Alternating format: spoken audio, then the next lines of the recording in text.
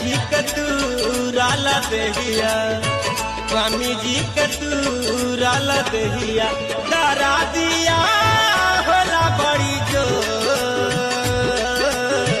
राजा जी के तूराला देहिया।